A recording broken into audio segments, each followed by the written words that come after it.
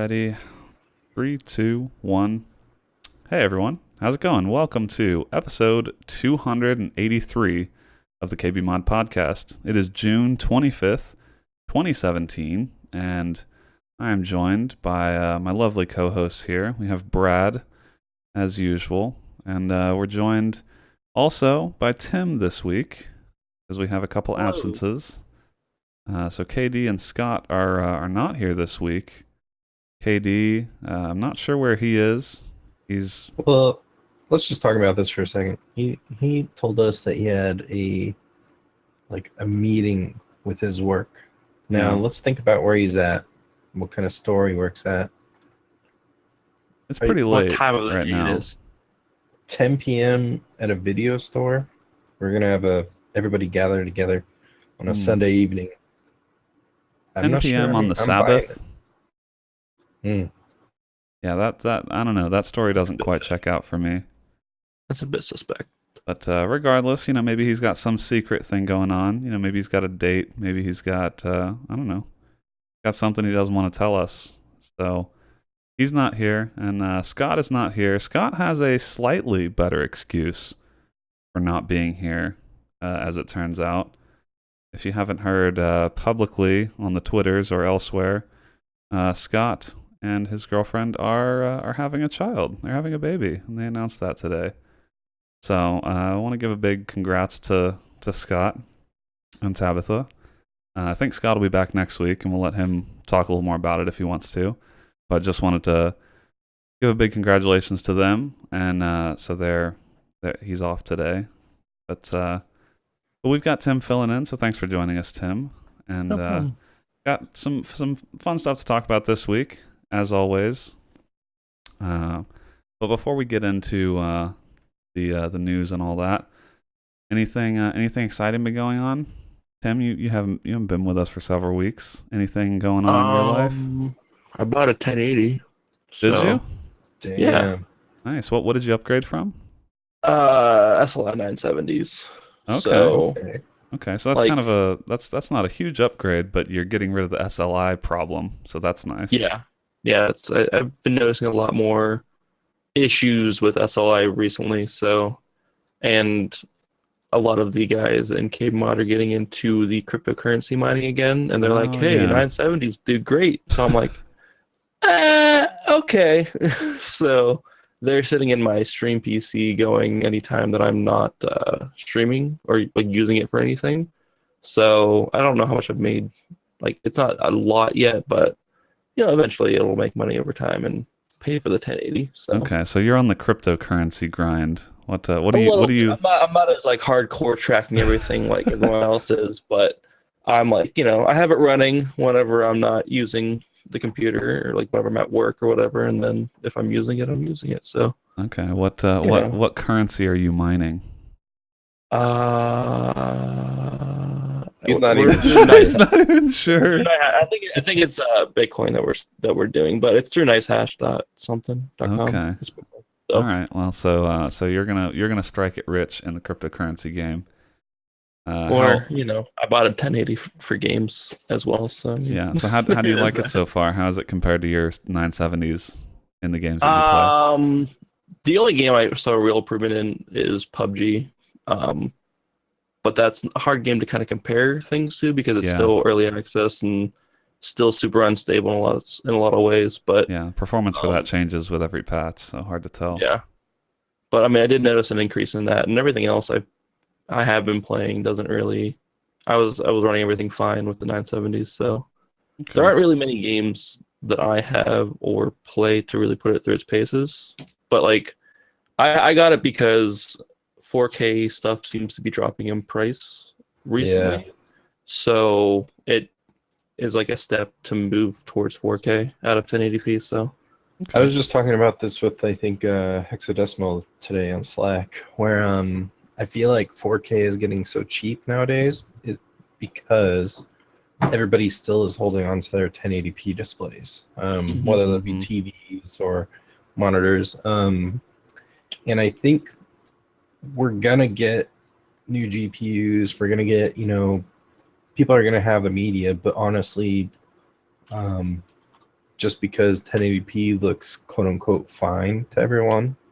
Like 4K has just been, well, it's quite honestly been quite expensive in the last couple of years, but I feel like last few years, but I feel like in the last year we've been seeing some insane deals on 4K TVs, and monitors always are a little behind on the pricing, but they usually follow. So Yeah, I think 4K TVs are finally at the spot where if you're getting a new TV, it doesn't really make sense not to get a 4K TV because they're really not much more expensive than 1080p. But for right, monitors, like monitors are still 4K monitors are pretty expensive and also, in my opinion, less necessary because they're so much closer to your face. And like exactly. my 1080p monitors still look fine. And the other point someone in chat just brought up is 4K.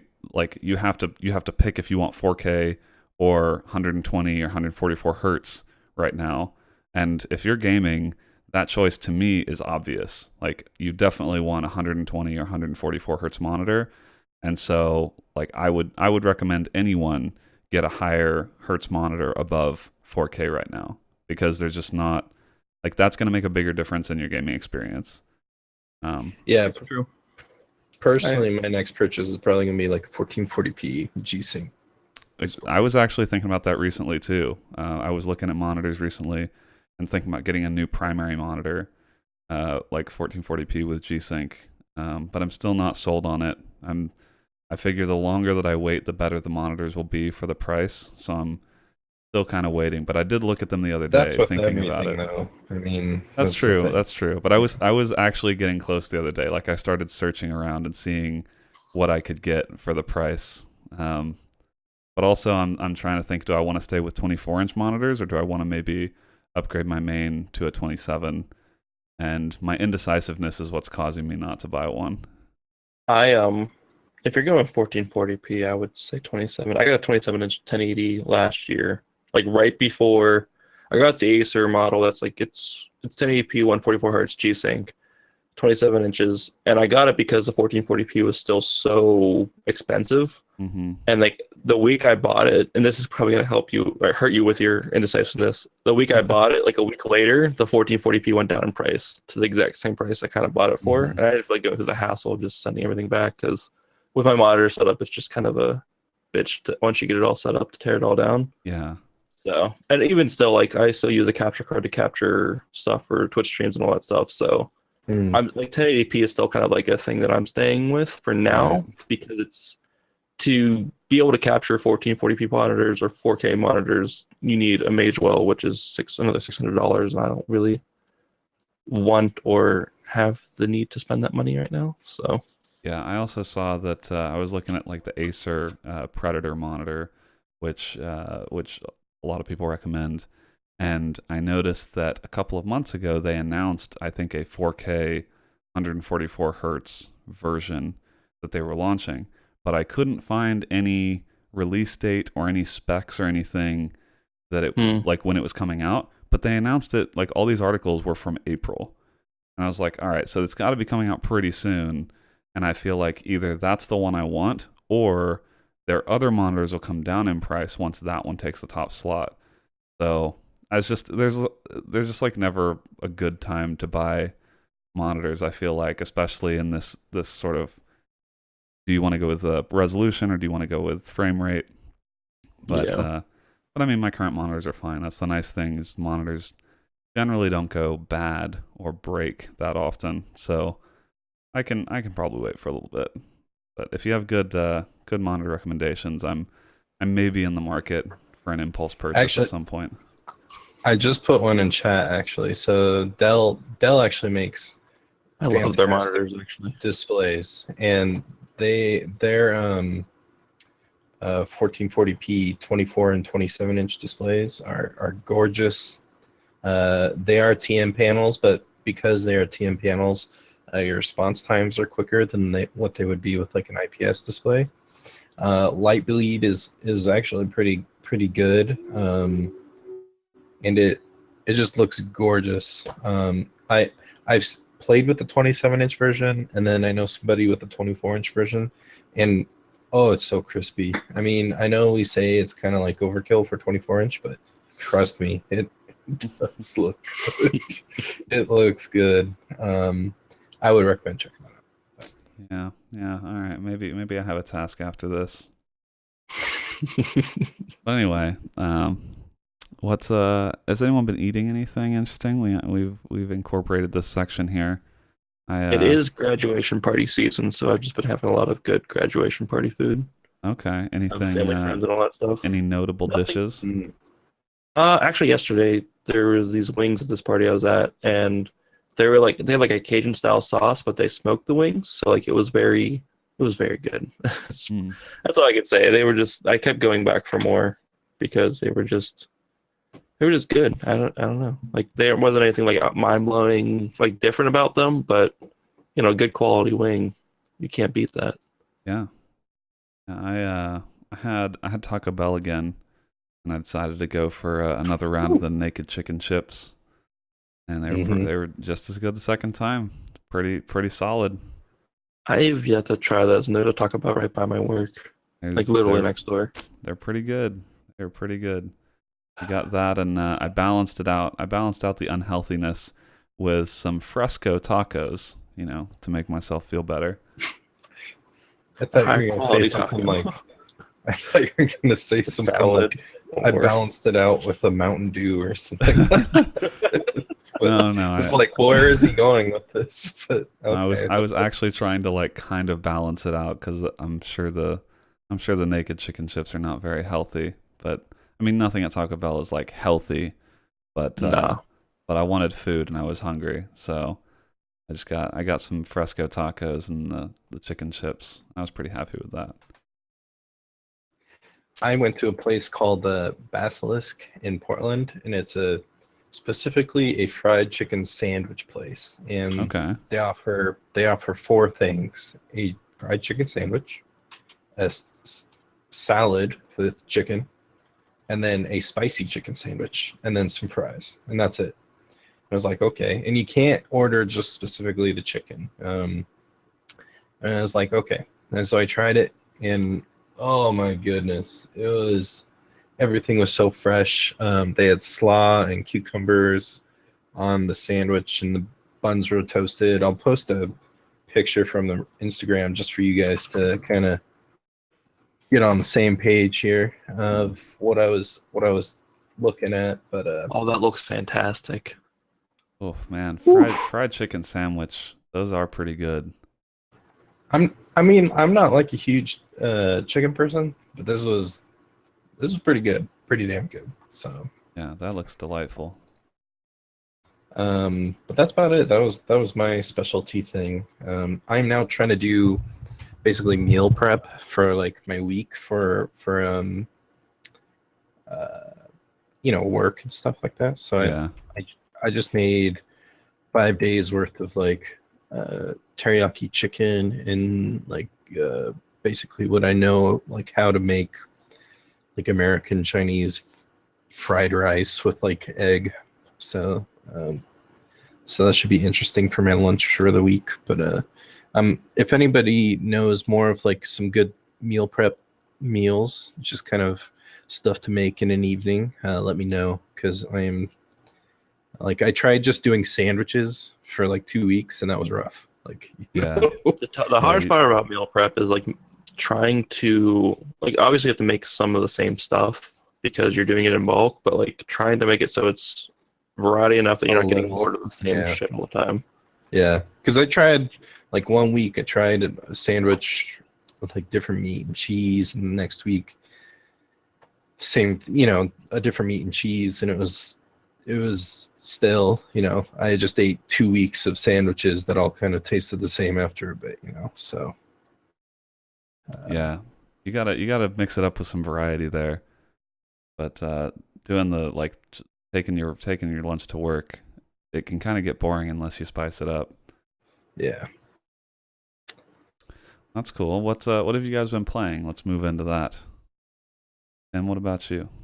As always, I got lots of things on my plate. I've been playing Darkest Dungeon. They had their first expansion, first DLC that came out last Monday. So I tried that on Rough Tims, and I got my ass handed to me over and over again, like that game typically does to me. But it's pretty cool. They added a new area for players to go into, and a lot of new kind of mechanics to the game, and a new class that you can pick up for your people, which is pretty cool. It's called the Flagellant, and he's pretty cool because he has like a lifesteal type ability he can use, which is super helpful because it's just one less person you have to focus on healing yourself with like a different healer and stuff. So he's pretty cool. He's not like overpowered or anything like that. Like the game's like really balanced. You just have to know how to play it. But he's all about like kind of like doing lifesteal type stuff. Like it's called the Crimson Court is what the DLC is. So it deals with like vampires and like mosquitoes and like just a lot of like just blood is kind of like the theme of it. So like your heroes can contract what's called the Crimson Curse, and if you don't feed them blood, then they'll just deteriorate and die. So you have to find blood to give to them so they won't, die.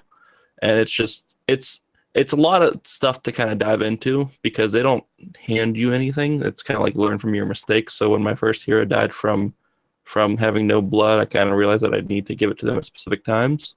So I learned a lot last week about it, and I'm just going to completely start my save over tomorrow night, like going in knowing what I know about the DLC now. I've been reading about it and watching streams of it and stuff like that, so I'm a little bit more prepared. So I played that. I'm finally getting back into Shadow of Mordor, and actually like I'm gonna play through it this time. Shadow of Mordor. I don't know what it was about that game. Like the first 2 times I tried to play it, I always got pulled away by something else, like after a day of playing it. But I finally like got through like the first set of quests, so I really enjoy that game. The gameplay has always been fantastic. It's like a mix between Assassin's Creed, like climbing, and like the combat from the Arkham Asylum games, which is never like a bad system. So it's been a good time, and I've been playing that in preparation for Shadow of War, which is coming out, I think, in a month or 2. So the Nemesis system you of and the game's everyone pretty else, given that it's $4 right now. cool. It's on sale for $4, so I've owned it for a while, but yeah, that game goes on sale a lot. So I played that. A lot of Dead Cells, which is like a new roguelike that a lot of people have been playing that are kind of into those scenes, like Isaac and stuff like that. It's like a 2D side scroller, but it plays much like Symphony of the Night, Castlevania, Symphony of the Night. So the gameplay is a lot of fun. Controls are super tight, and it's a tough game though. They just added a new update that added a new area and all that stuff. It's in early access right now, so it's cool to see the game being developed. They're pumping out content updates pretty quickly too. So like as soon as I feel like I have an area on lock and kind of on farm, they add a new one that kicks my ass for a while. So that's fun. And then just PUBG also. I've been getting into that game more. Now that a lot more of my friends that play around, that like whenever I'm playing games, they've been getting into it. So it's been fun. Garbage at it, but it's fun. I like the game. We were just talking about like if you play, how many of the matches are you making top 10, do you think? I'd say 75% of the matches. Okay. If I'm playing solo, I'd say about 90% of them. But like I've been playing a lot of squads, like 4 people, and we get 75%. Really? That sounds pretty high. Top 10. Today we were doing well. Maybe not total. Is there a way to track that? I can track that. I can look right now. I feel like it's that high. We lose a lot. Like we don't win. We don't close anything out. That's for damn sure.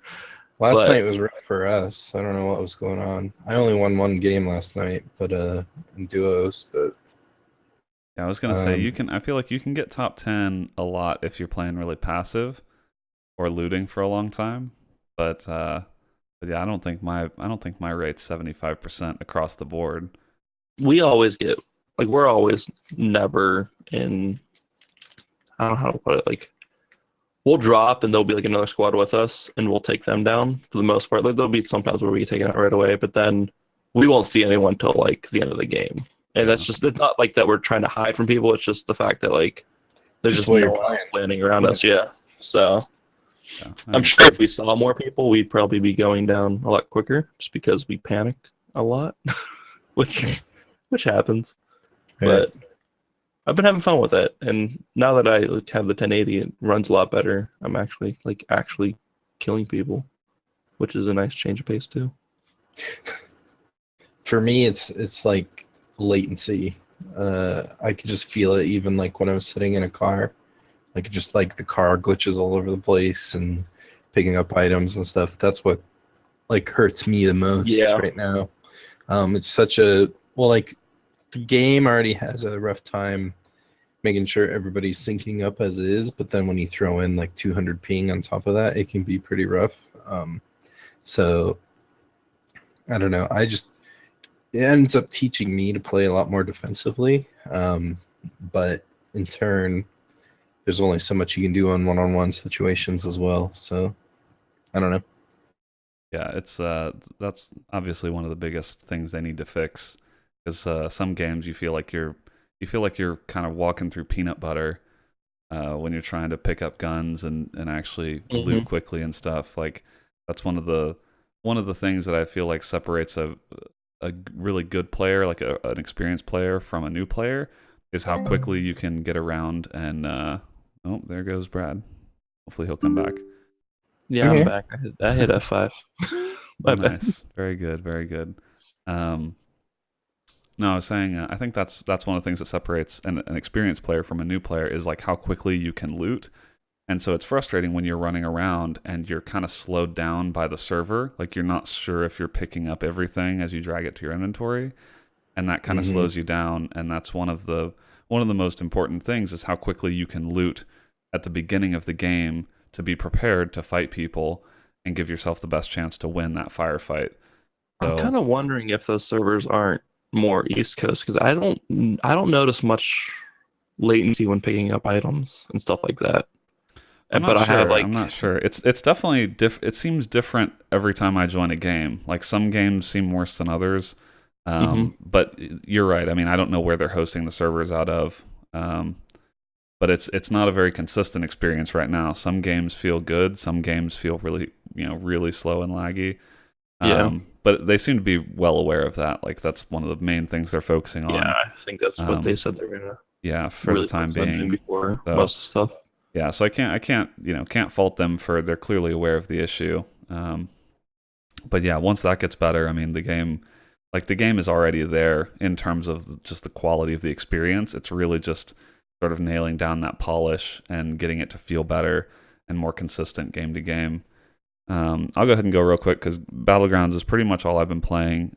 Actually, I did kind of jump back into Hearthstone briefly because I don't think we put this in the news, but they announced some new Hearthstone changes where they're now going to make sure that you get a legendary in the first 10 packs with a new expansion, and you're not going to be able to get duplicate legendaries from packs as of the next expansion. So basically, you That'll won't. be nice. Yeah, so you won't have to grind anymore and risk getting 4 or 5 copies of some legendary that's useless.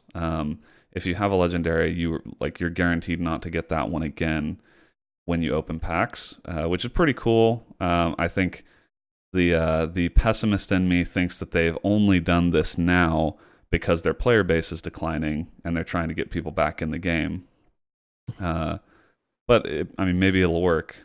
I felt some frustration. I've talked about on the cast before with this past expansion, the most recent one.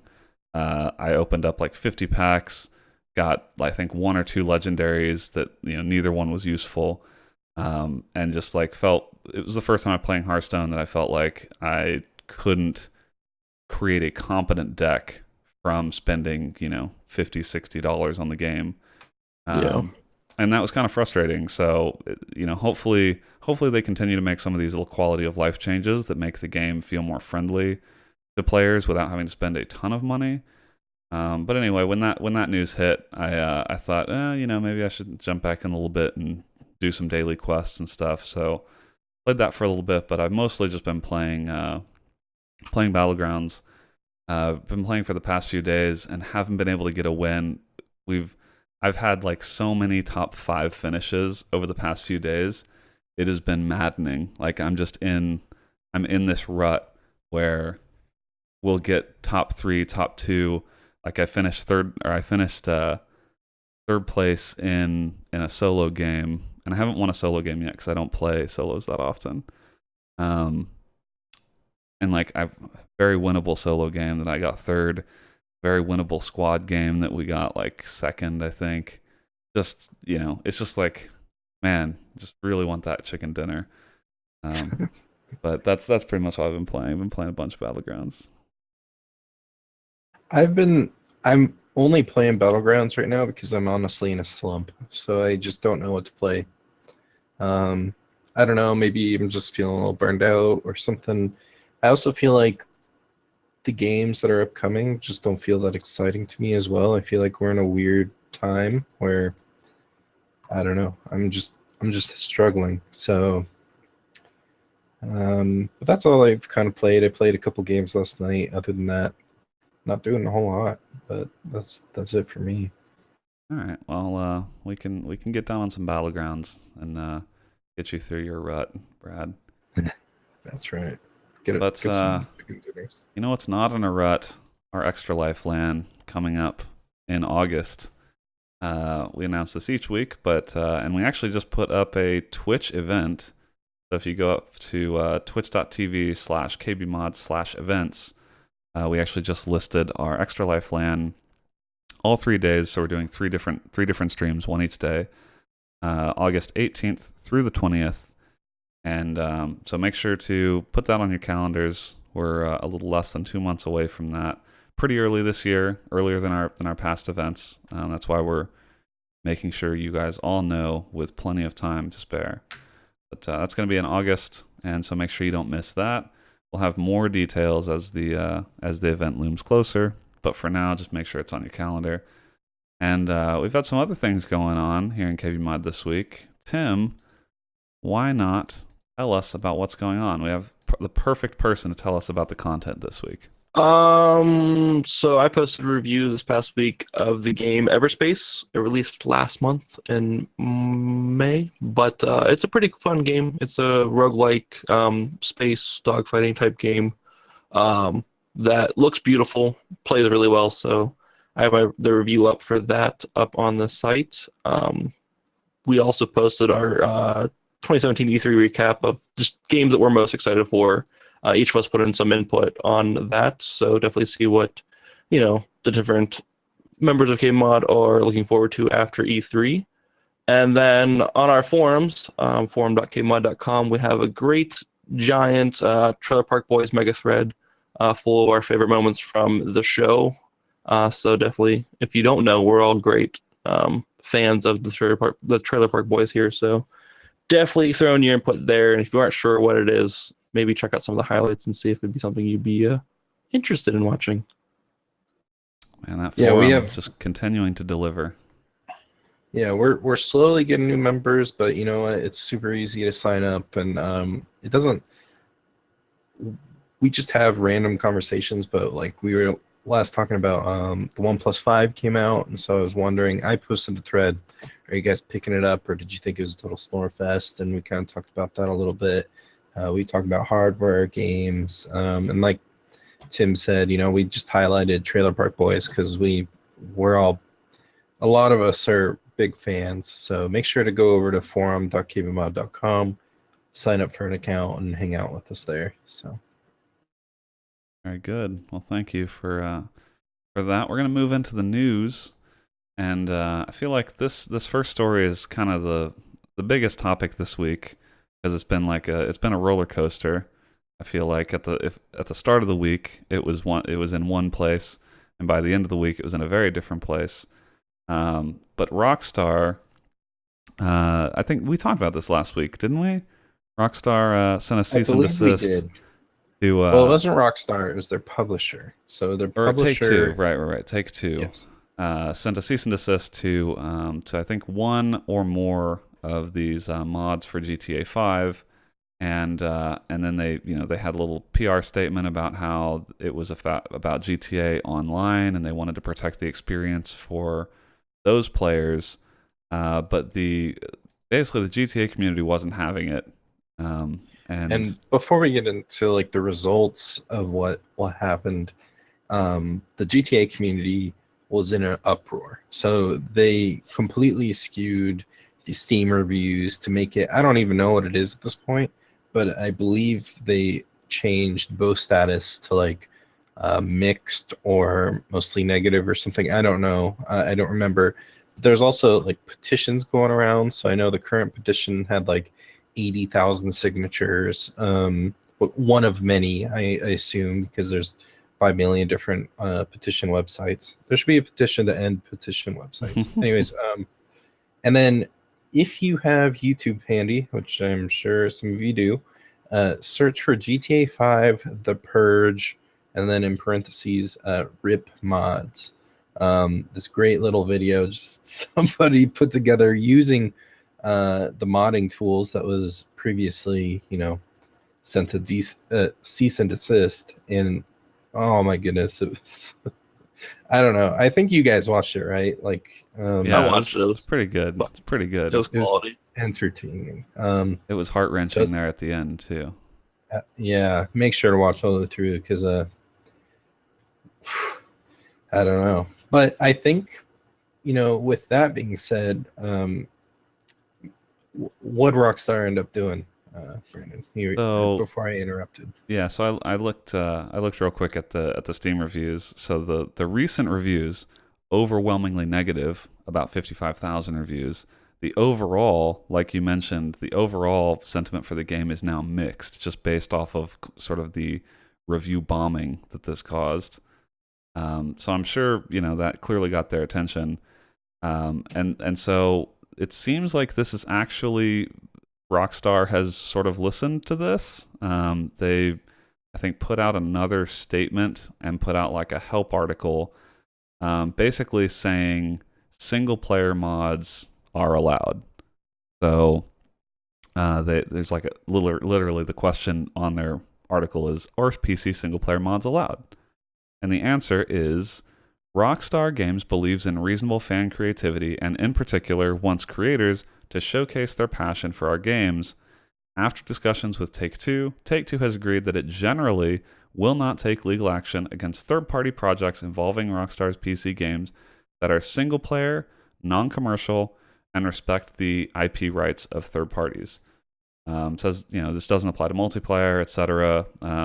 There's other words in there, but basically it sounds like Rockstar sort of tried to talk to Take-Two and make it so that they weren't going to target these single player mods, which I mean seems like the best outcome, right? Yeah. I mean, yeah, modding has been huge for all GTA games, right? I think At least going back to San Andreas for sure. I'm not sure how big it was in Vice City or 3, but I know there's a lot of mods for San Andreas. I mean, I feel like it's always kind of had at least a little bit of a modding scene, like especially around the graphics mods and stuff. Yeah. right. But just recently, I'm sure this has been around, but just recently, obviously, the role playing stuff has blown up, and I think the role playing servers use the single player game, if I'm not mistaken, right? I have no clue about the technical aspect of it. Yeah, I honestly don't because I don't RP, but yeah, honestly, I don't know. This is a huge impact though, and this is clearly this is a good sign, I think, for everybody that's still playing GTA because I know there's some pretty zany stuff out there as far as modding goes. Again, if you can watch that video. But I feel like GTA, because it is like one of the most ambitious open world games ever made. I feel like it's a very neat game to mod. Similar to Skyrim, it's there's just, if you're going to get replayability out of that single player, it's going to be through modding.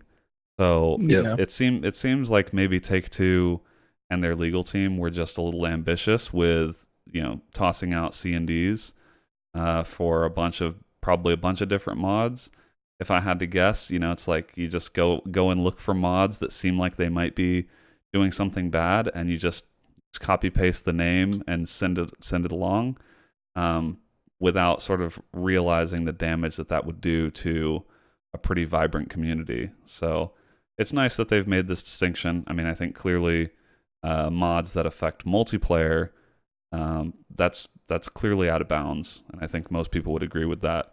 But mods that affect single player, it's not really harming anyone. So it's nice to see them walk back on that, at least partially. And we'll kind of see how that plays out in the future, because obviously they say that like they're not waiving any of their rights to these people in the future if they want to. But at least for now, it seems like the petitions, the Steam reviews, all of that. You know what? It kind of worked this time. So glad to see a good resolution there. Next up, the other big story this week: Steam summer sales are here, and so I popped in. I haven't yet, but we have an email that we normally save questions for the end, but this email is very pertinent to this topic here. So we got an email from Lewis. He says, "Greetings from the Midwest once again. First and foremost, congratulations to APL. I suggest buying/playing Octodad for some practice in the coming months." That's pretty good advice. Speaking of buying games, the Steam Summer Sale is live as I typed to you this evening. I wrote a correspondence to you gentlemen a few months ago inquiring about how you determine the value of games. Remember that question? I'm somebody who is on a fairly tight budget, and I'm usually not able to purchase games. The large sales that Steam does are my opportunity to get caught up on some games I missed. So I once again turn to this esteemed panel and ask, what are some essential purchases during this sale? Somebody who is rarely able to purchase games. The only game I've purchased so far has been Doom, and I'm embarrassed with how late to the party I am. Once again, thank you all for your insight. So that would actually be one of my highlights here. Is Doom is $15 on the Steam sale, which is a great price for that game. It is, yeah, it's a great price. Like I imagine at some point it will probably go down to 10 or something, but just do yourself a favor and buy Doom. Like $15 is a steal for how much fun you'll get out of that game. And speaking of id games, Wolfenstein: The New Order is $10, which I really enjoyed that too. And Wolfenstein 2 coming out later this year, so I think Wolfenstein: The New Order for $10 is a great deal. The other one I was going to highlight, Transistor for $3. KD was just talking about Transistor last week, but it's from the same team that made Bastion.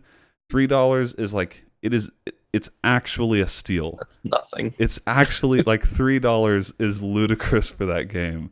So if you don't own Transistor by the end of the Steam sale, I can't help you. And the last one that I noticed that I mentioned earlier, Tim was talking about Shadow of Mordor.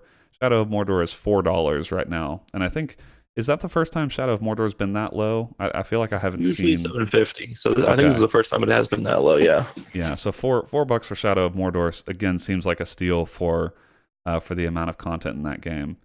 Do you guys have any other nice juicy picks you've seen from this Steam sale? Well, if I'm not, I think it's still a lot, but I would personally say if you're into RPG games, probably check out Witcher 3. Because even though it's $25 right now, I think so worth it at $25. Well, that's what I'm about to say. So like I think for the gameplay and the time that you get out of it makes it well worth I would say even $45 or $60. Oh yeah, this is the Game of the Year edition too, so you get both DLC expansions. So like Tim, what would your conservative estimate be on the time it would take to complete Witcher with the DLC? If you're just playing story quests and stuff? Sure, just like what you think it would take the average person, to get through the game. Let me look at me. I would say about 110 hours. Okay, so 110 hours, and so divided by 25, $4. No, wait, sorry, I had that backwards. 25 divided by 110, 22 cents. 22 cents per hour I would say that's pretty good value, especially if you're on a budget. Mm-hmm. No, that game That's is worth it. Also, just a minor, content spoiler alert.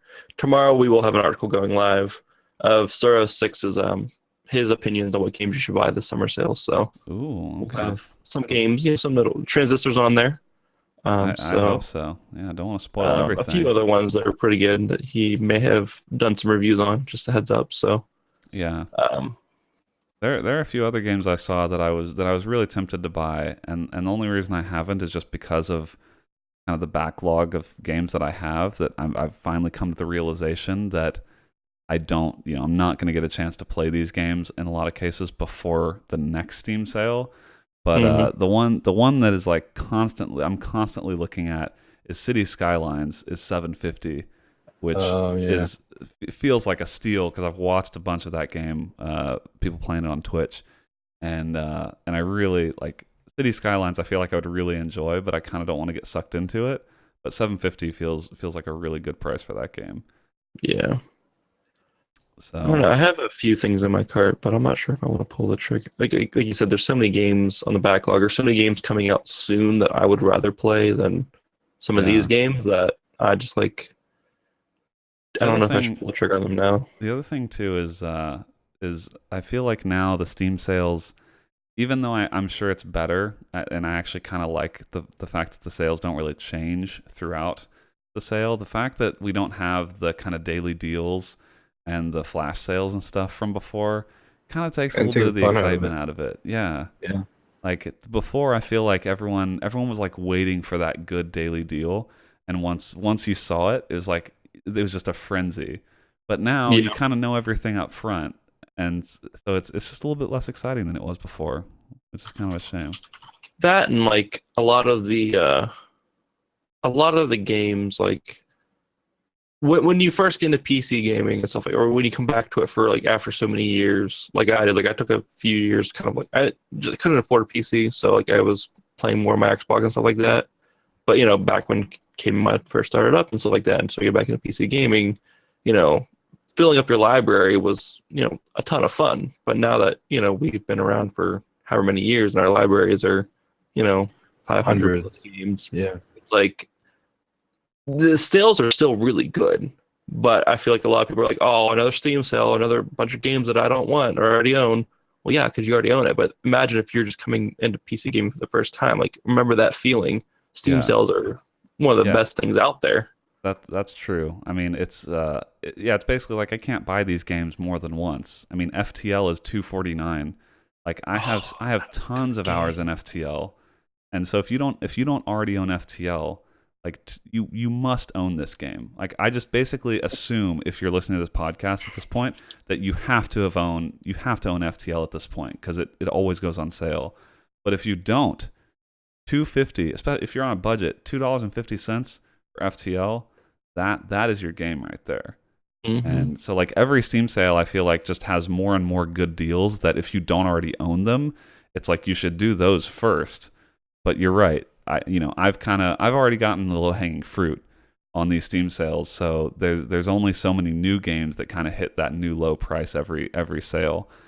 Yeah. So those are kind of the ones we highlighted. But yeah, it sounds like we have a post going up about that. But there are some of your highlights for the Steam sale, and it's always fun. Maybe just a little less fun than it was in the past, but there's still, man, getting like 4 or 5 games for the price of a new $60 console game.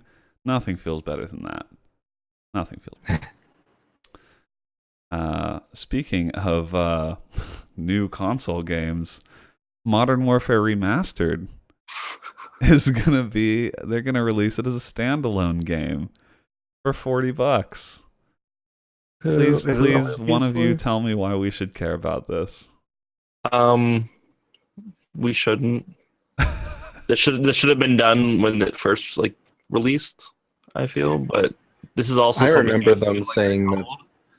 Like I feel like a lot of people call this like, oh, after a year or so of it being out, they'll release, the Modern Warfare remaster on its own.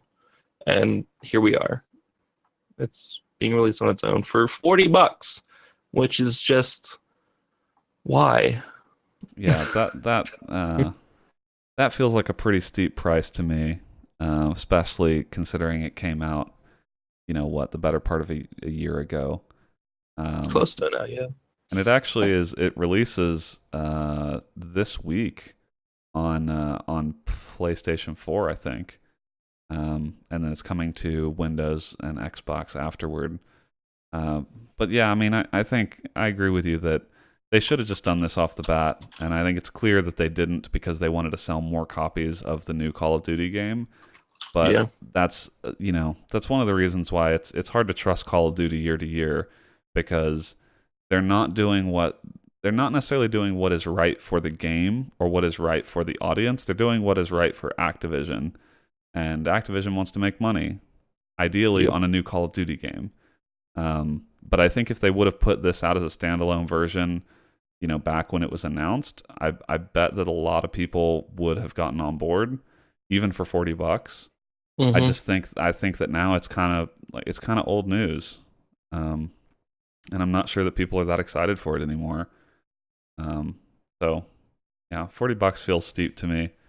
Uh, I think I would maybe think about picking up Modern Warfare Remastered for like 15 or $20, but knowing Activision, it could be a while before we see it discounted to that point. They're generally not a fan of generous Steam sales. The Uh, original Call of Duty 4 is $10 right now at a whopping 50% off. So that originally goes for 20. So that says yeah, something about them. that's yeah, man. That's the thing. It's like I would love to recommend people pick up old Call of Duty games, but like $10 for a game that's that old, I guess is not necessarily bad, but just in comparison to what else you can get, it just doesn't seem like a great value. Like allow someone to get all those old games for like $20-$30 all in, and I bet people would do it. But yeah, Modern Warfare Remastered coming out shortly, and it will not include the Modern Warfare Remastered Variety Map Pack. That would be just too Wait, it sweet. doesn't have the DLC. That would be just too sweet. No, it doesn't. Oh no, you do Wow. not get that DLC. And yeah, that's just feels pretty stingy to me. Um, but that's Activision for you. We'll move on Well, to the quick hits. This is actually, I feel like this is bigger news than the Modern Warfare Remastered thing.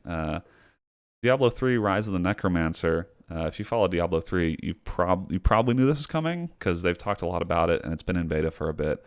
But the Rise of the Necromancer pack actually comes out this week, June 27th on Tuesday, and it's going to be $14.99. So I'm not sure that I realized that it was an additional price. But I mean, given the number of hours I've put in Diablo 3, I'm probably willing to throw $15 at that. So that could be is exciting. it I mean, the Necromancer is a new class, and I haven't heard that much about it, but it's been playable on beta. Have you guys heard much about it? I know Fake Ghost Pirate's really excited about it. And he was in the beta, I think, for it. And he was having a lot of fun with it. Is this just like is it just the class or is there gonna be some story stuff with it I th- too? that I'm not sure about. I know there is a new patch coming that I think comes in tandem with this launch. That's going to have challenge rifts, the Shrouded Moors zone, which I'm not sure if that's new content. Okay. It sounds like it is. I mean, if they're charging $15 for it, my guess is there's new content with it. Yeah. Um, because yeah, it sounds. I guess it would have to be kind of an expansion, right? Kind of similar to Reaper of Souls. Um, and it sounds like the new zones are actually available if you own Reaper of Souls. So I'm not sure exactly what that $15 gets you aside from obviously being able to access the Necromancer. But anyway, if you're into Diablo, they posted a little blog post about it with an FAQ. So I'll probably pick that up. I really enjoy Diablo, and $15 feels fine, given that I have hundreds of hours in that game. But that does come June 27th this week. So if you're into Diablo, that's coming up for you. And next up, we didn't talk about this last week, but I wanted to make sure to hit on this because we had talked about it in a past podcast that IO Interactive has actually become an independent studio, and they're going to retain ownership of Hitman. So we had talked about the kind of the future of Hitman was somewhat uncertain, and they had some layoffs, and we weren't sure if Hitman was going to continue. But it sounds like IO has basically become independent from Square Enix, and they're going to retain the ownership. So I'm assuming, hopefully that means that Hitman kind of continues unabated. I really enjoyed Hitman, and I hope that they continue putting out new content. And it sounds like that's a possibility here. What do you guys think? This seems like just good news all around to me. It'll be good news in the long run for the Hitman series. Like, I liked this latest Hitman, and I liked how they did it episodically. Like, I was totally unsure how it was going to work going into it, but going back and playing most of the missions, I thought it lent itself, really well to the actual game, because as with many Hitman games, you can play the same level so many different times, and you can play completely different each time too. So, that replayability was there and stuff. I'm worried about how it's going to work for the current game out there right now. Like, I know it goes for pretty much dirt cheap now, but like, are they going to get the money, or is Square Enix going to get the money? I'm not sure. I'm not sure how that all shakes out, because part of the original issue was that that Square Enix took a loss of like $43 million, and I'm not sure what all that entailed, but they took a loss of $43 million related to IO Interactive. So I'm guessing that obviously there are probably like some business terms where maybe Square Enix still gets royalties on copies sold, or maybe IO just the employees bought everything away from Square Enix. Who knows? But I mean, it seems like before the future of the game was kind of uncertain, and now like this seems pretty clear that IO Interactive as a separate company, like what do they have aside from Hitman? They kind of have to, they would have to lean into Hitman to continue as a company, I feel like. Yeah. But yeah, back to my point, like I liked it and I thought the game did well, but Square Enix is like, you could just tell that they were there, that it was kind of like their theme. Like the same thing that happened with Deus Ex Mankind Divided. They had just a lot of like microtransaction type stuff that just shouldn't have been there. Like little things here and there like that you didn't have to buy if you didn't want to, but just the fact that it was there was really kind of just, it irked me is really what it was. Yeah. And I think it'll be good for them in the long run. Apparently they've also made the Kane and Lynch games IO Interactive. So they could possibly, I mean, I know the last one didn't do too great as far as AI, but they could possibly, do a reboot of that to kind of build some hype and shit too. So that'll be, interesting to I mean, I'm not sure where that IP lies, but they have had their hands in making that in those games. And Tiny Ninjas is another one, or Mini Ninjas is what it was called. Yeah. So I feel like Hitman, at least in the kind of the current climate, feels like their biggest title. And actually, like we were talking about the Steam sale, you can actually get the complete first season of Hitman, which is 6 episodes and then a bonus episode. So anyone that's not familiar with Hitman, they're sort of doing like this episodic sort of content release, and so they released them kind of one at a time, and so they have 6 episodes and a bonus episode, and you can get all that right now for $23, which I think is a pretty decent deal. Really good price, yeah. It's a pretty decent deal, considering some of that stuff is fairly new. Like it came out, I think, just at the tail end of last year, and it's a lot of content. I mean, you can get a lot of hours out of those 6-7 episodes. So, good for IO Interactive. It sounds like hopefully we'll see more Hitman, and it'll be free of Square Enix, which feels like probably a good thing.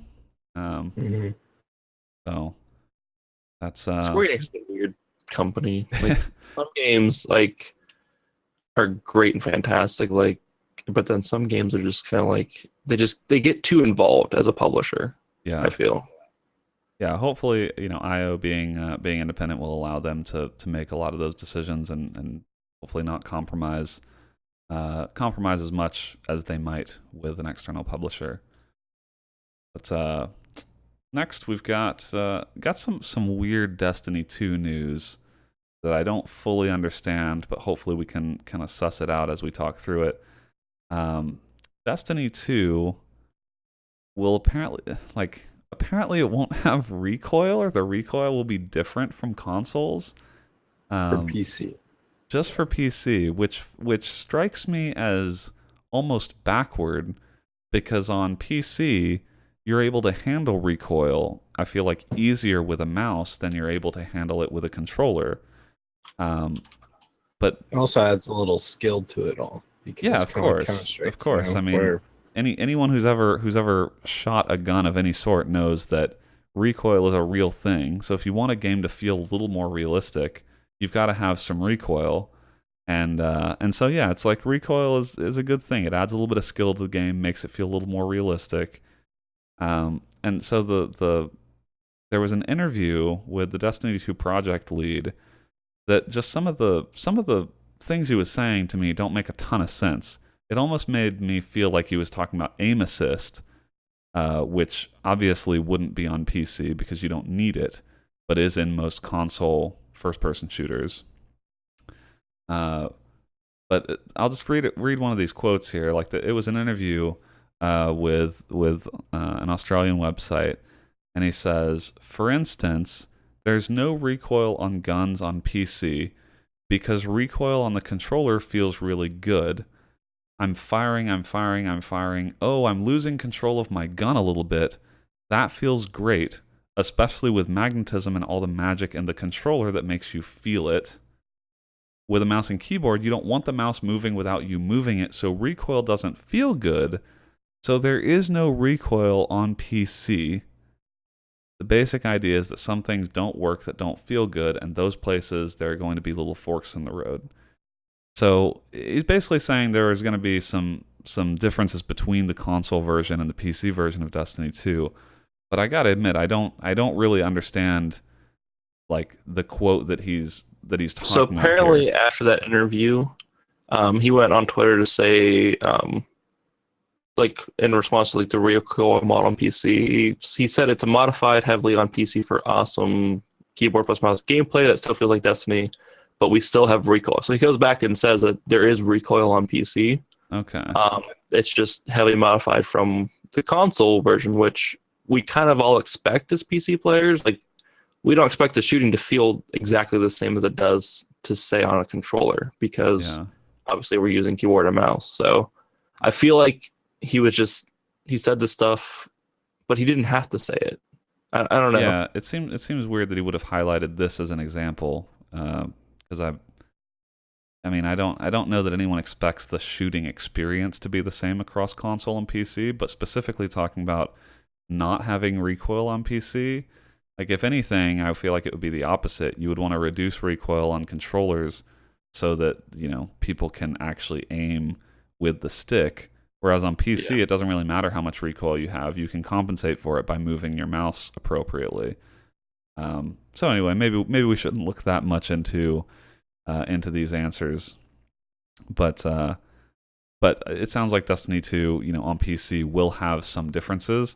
My hope, with hearing some of this stuff, is that they're trying to consider the PC experience separately from what makes sense on the console. Like that's my hope for Destiny 2, is that they're thinking about the important things that PC players care about, and this would be things like ping, like dedicated servers, like all of the things that PC players come to expect that console players generally don't know about or don't care about. And so we'll see. Well, hopefully they'll have some more details on more than just the recoil. Last thing here, there's just another little quick hit that I thought was kind of interesting to talk about. Microsoft is going to be adding a GPU monitor to the task manager in Windows 10. So if you're familiar with the task manager, it's where you can look and see like how much RAM you're using. You can see what processes are running, and traditionally that's been kind of like in Windows XP, Windows 7, it was pretty bare bones. I feel like Windows 8 and Windows 10, it got a lot better. Like there was a lot more, granular information there. But Right. it's never had GPU information, and I think this will be Which I kind of would love. nice. Yeah. Um, 'Cause so I like, think a lot of people too sometimes wonder, like, I have all this memory. Am I even using it? hmm Or I I still think like temperature would be nice and like task manager for all your components, but yeah, that's another story. Um, but this is just kind of nice to. I get questions all the time like, "Hey, what's throttling me here?" or something, and just be able to say, instead of like install a bunch of things or watch whatever, tell somebody to go to task manager and watch how their computer's doing while they're playing like Fallout or something to get them more frames. This might give us at least some indication of the next step to go. Uh, it'll be great for people trying to figure out, is my CPU throttling me? Do I not have enough memory? What's my hard drive looking like? And now GPU, which is going to be great. I don't know how exactly this will translate, um, but I'm ready for it. That's going to be nice. So. yeah, I think it'll be good because you already have a spot in the task manager that has performance of different things, and it has your CPU, it has memory telling you how much of your memory is being used, it has your disk, like your disk activity, your Ethernet port. So it seems GPU just like makes perfect sense to be in there, and I think you're right. It would be nice if over time you don't have to go to third-party programs quite as much to get kind of basic information, or help a friend troubleshoot, like, why is my game lagging so much, like why are my frames so bad, and you can tell them, hey, just pull up task manager and see, is your CPU at 100%, is your GPU at 100%. Then like right now that requires getting GPU Z, which is a third-party utility. In the past, it's required like CPU Z and other tweaking utilities. I think it makes sense for them to add this stuff into Windows proper, um, so that we don't have to rely on all the third-party stuff quite as much. And so yeah, I'm looking forward to it. This will be good. I think little tweaks here and there. Scott always talks about how he doesn't want to upgrade to Windows 10. And in some cases, I can't really blame him. But I feel like little quality of life improvements, that's what will make people want to use Windows 10. Where right now, like a lot of people use it because it was free, or because whatever. There are a few reasons to use it, but it's not perfect. And I feel like little quality of life improvements could go a long way to making that experience better and make Windows 10 something people actually want to use. Right.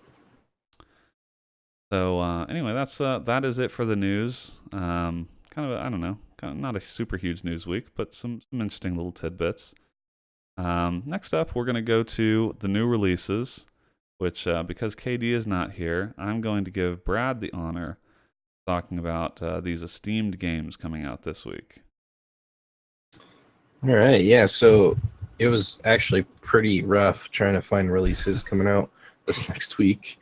I don't know if it's just because E3 happened, or I don't know, everybody's scared because Obamacare might be going away or something. I don't know. But um so bear with me here. But our first release, I think, coming out on the 28th, is number 70, Eye of the, I don't know, how would you pronounce this? But They have Basir. That's how I Basir. would say it. And I wish Scott was here, because this seems, of course, right up his alley, where it's not only a psychological horror game, but it's also a puzzle game, which, if any of his viewers know, he absolutely loves. Indie adventure puzzle horror, man. That is Scott's niche. Yeah. And it has VR support, so I thought that was pretty interesting. He'll be playing this during actual life. I've already decided. So check that out if you're, I guess, into that. Somebody else put this one in, but it looks like on the 29th, Micro Machines World Series is coming out, and this Yeah, actually how looks, could we miss that one? Of course I put that in. yeah. Wasn't there an old game series like that on like Super Nintendo or something like that? Yeah, I've What definitely is this I know game? what game you're talking about, Tim. It was an arcade game, Yeah, but I can't remember what it was called. I need to find this now. Oh, where you have Just the two looking at steering this. wheels that seem like Yeah. Yeah, yeah, yeah. what you put Yes. in has like no actual sense of direction of Yes. what you. Okay, I know what you're talking about too. This looks like that just in 3D, in special effects and dynamic maps and all sorts of cool game modes. It is coming out on the 29th. Um, you can pre-purchase for a 10% discount at $27, um, which is Nice. interesting. But it actually has official Hasbro licenses, so I guess they have like Nerf guns There's and actual games. Like there was actual like toys. That's why I remember this name. Oh yeah. There were yeah. actual Micro Machine toys you could buy. Yeah, I love Micro Machines, which is part of the reason I put this in here. But also, I mean, this game doesn't look bad. Looks kind of No, it looks wild pretty good. actually. I just saw that Hungry Hippos makes an appearance. So I mean, that's pretty I like awesome. this cross marketing for different Hasbro licenses. Yeah, that's pretty neat. That looks like a fun party game even too. Um, I this next game, I don't know why I put it in here other than it looks like some kind of hipster game made into a zombie game. Uh, it's low poly. It's the color is interesting. It's just I don't know. It's called Zombie Hobby VR, an atmospheric action VR shooter where your weapons, the most affordable objects, are the most affordable objects from your daily life. And so we see you grilling some corn, and so you can kill somebody with, I'm guessing, corn, a spatula, uh, a plate, the grill itself. I don't know, but zombies come in waves, and it actually looks visually I appealing. do But other like than how that, it looks aesthetically. yeah, It's just looks like a VR game I would play for 5 minutes and then yeah, never touch again no if I had a price, of VR headset. course. But Vive and Rift support there, so check that out. Coming out on the 30th, and then this game actually has nothing appealing to it other than it looks pretty, kind of like the VR game that I was just discussing, but it's called Space Odyssey. You literally explore a sci-fi universe, and this is great marketing here. Enjoy the pleasable graphics alongside the amazing soundtrack. So it sounds like there's literally no content here other than you're just Flying around. flying around. Um, like I said, rough week, but hey, you know what? This looks cool. Ugh. Coming soon is VR support though. So Oh, there you I think go. they should have been they should have been less discreet about their target audience. They should have just been like, get baked, play this game, and I think that's all they kind of have gone for this. But um, that's really it, and I am sorry, but really, it was rough pickings this week. So I feel like hopefully next week there's it like gets. partial E3 hangover, or maybe we're in like pre July 4th or something. I don't really I know. don't know. I just maybe this is kind of the lull after E3. I feel like it sort of lingers through July because things then I feel like start coming out in August, or it really starts getting hot in like September, October, after like Yeah. Gamescom and PAX West. I feel like that's really when things heat up. So, and we'll try and find the gems here in the dog days of summer. Whew. That was it. Yeah, let's get into viewer questions. Yeah. Our first one here is coming from I'm Not So. I'm Not So. has changed his handle, I think, 4 different times just so he'll answer his questions. I'm not sure. But his question is, when you shower, do you face toward the water or away, and why? I feel like I kind of alternate depending Yeah. on I do, yeah. depending on the action. Now, I wonder if this is like a short person thing, because like personally, the shower head's too like Yeah, it's I below my shoulders almost. yeah. Like I have to kind of duck down in my shower. So I wonder if this is a short person thing where they can just like have it go on top of their head and then just trickles down or something. I don't know, but I'm not short enough to experience that. So I have to rotate and get under. And I don't know. Yeah, I feel like you kind of you face with your back, like you face away from the shower when you're kind of scrubbing with with soap, because you want to scrub before it actually gets washed off. So you gotta Right. kind of turn away from it. But then for for shampoo conditioner, you just kind of step out of the water real quick, and then you face toward it so that you. I mean, I don't know what kind of question is this. I saw this go on earlier. I think it was a Gold Glove asked the same question. It's like, how does this come up? But I don't know that I have like a straight answer here. It's just you basically face away from the water depending on what you're washing so that you can scrub a little bit and then you wash it off. this is almost as bad as the like, do you squat instead of sit when you take a shit question? But I feel like at least that's like people have a binary answer for that. Generally people don't do both. Here I don't know how to This is answer. typical of Natso, though. I mean, let's be fair. Let's turn this back around on him. This is a very typical question from him. Well, I And mean, that's look, you know what? I don't want to disparage someone for coming to us with the hard questions. So I do appreciate that we're where he turns to get this information. this is true. He's looking for guidance, and we should be able to help here. But you know what? There is no definitive answer. You should face the direction required for the action that you're taking in the shower. That's where I'll leave it. I don't think you can get any better than Oh, that. you know what though? When it's hot as shit, like I have it just really hot. I'll have my back face that. Yeah. I don't know. It's just easier to, I don't know. Also, I feel like if it's Handle. really hot, sometimes you don't want to face it because it will burn your face, but it might not necessarily burn your back. Yeah, that's kind of my thing. Okay, yeah, I can Um, see that. Turn Other than whichever that, direction makes you happiest. Shower is for relaxing and getting clean. So why don't let us prescribe what you should do. no, so you just worry about getting in the shower every day first, and then we'll talk about what direction to face. Yeah. Okay, buddy. The important thing is that you get in the shower. The methodology is less important. That's right. All right, we got a second question here from eco_official. If you had to live in a country not in North America, and regardless of cultural or language barriers, which country would you choose? I think we've maybe had a question similar to this before, but regardless of cultural or language barriers, sort of makes it kind of a free for all.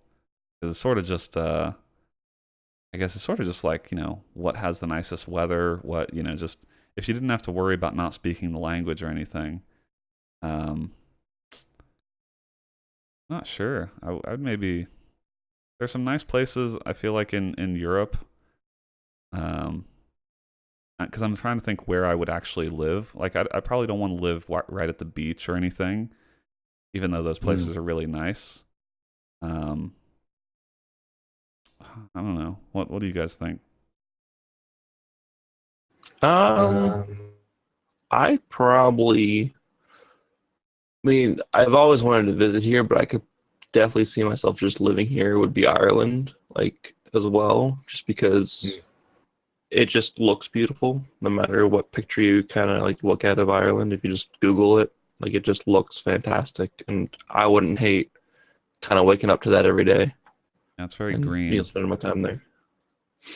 Would you like the rain? I think it rains a fair bit in Ireland. It rains a ton here in Western PA. It doesn't bother me at all. Yeah, that's true. I think I would like to live somewhere where it rains a lot. I'll say a tax haven. That'd be great. Jesus.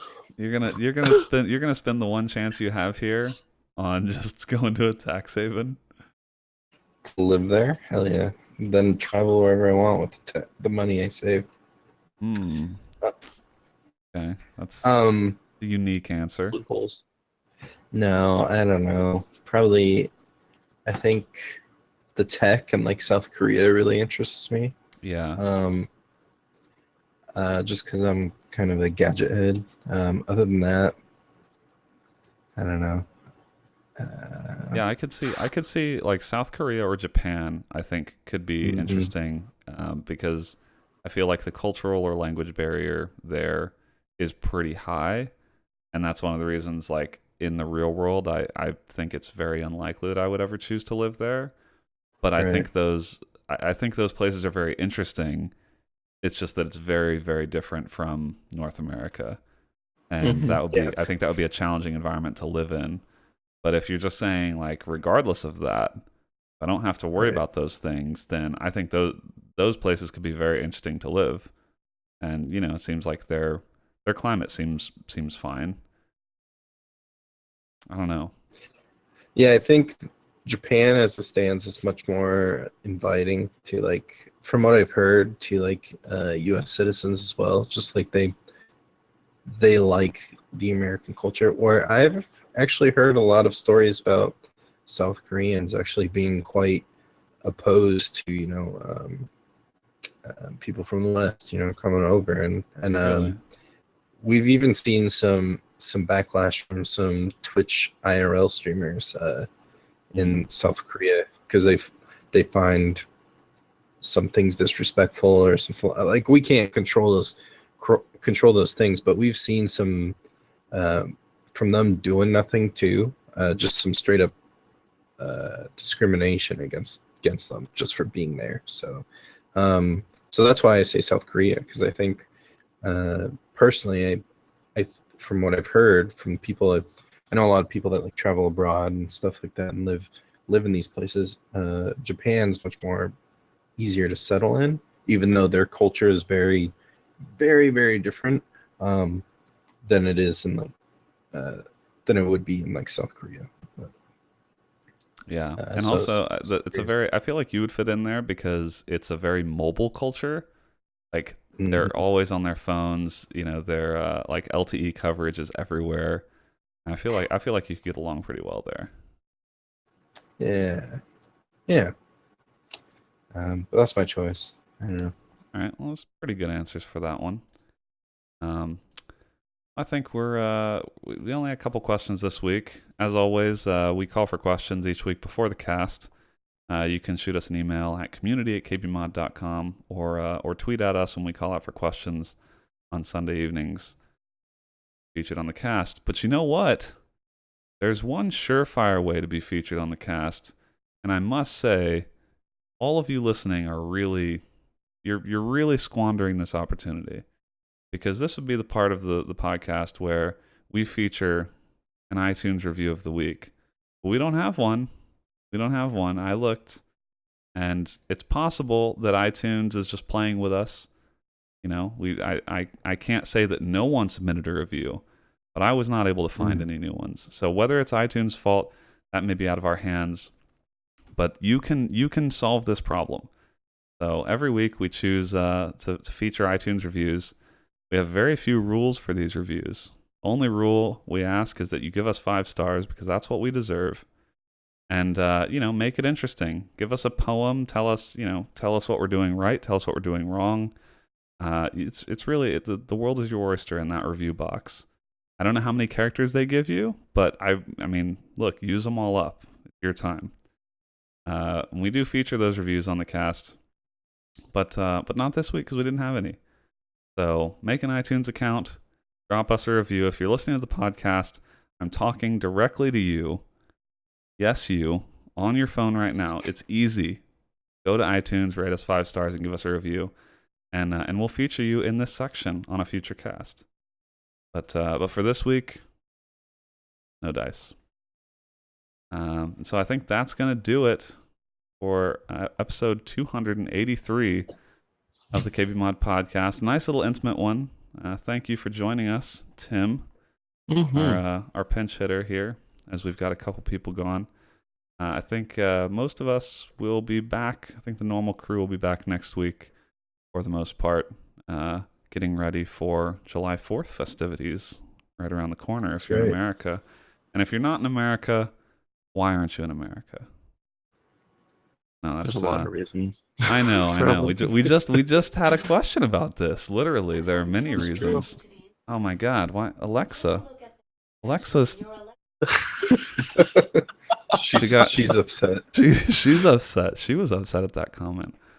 But anyway, thank you everyone for coming out.